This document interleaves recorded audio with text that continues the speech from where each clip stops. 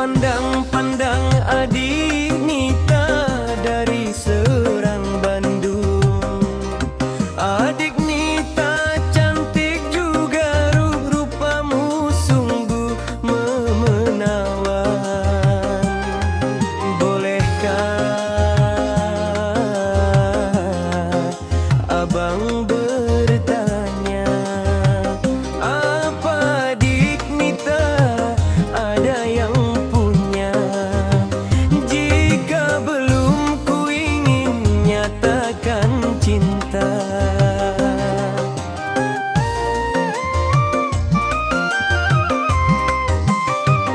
Jauh sungguh abang mencari cinta.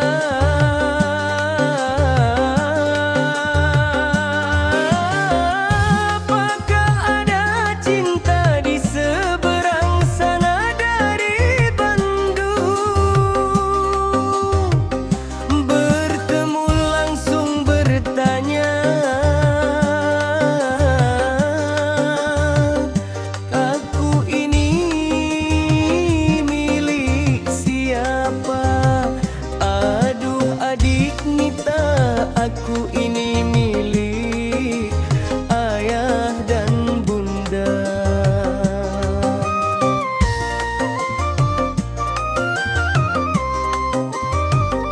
Mari main tebak-tebakan saya, apa beda cincin sama kamu? Jikalau adik Nita benar menjawab, kan ku beri sekuntum mawar indah.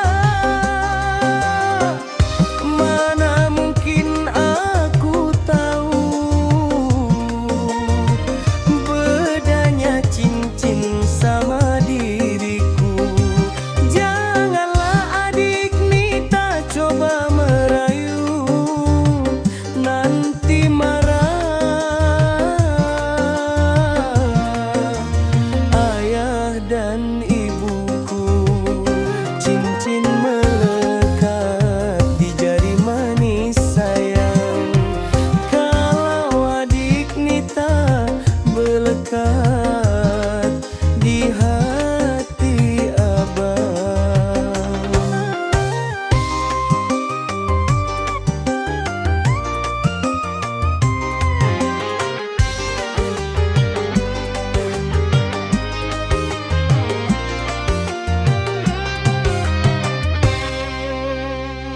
Jauh sungguh abang mencari cinta.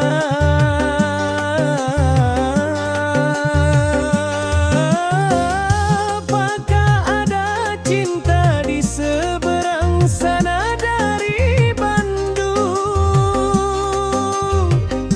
Bertemu langsung bertanya, aku ini milik siapa? Aduh adik Nita, aku ini milik ayah dan bunda.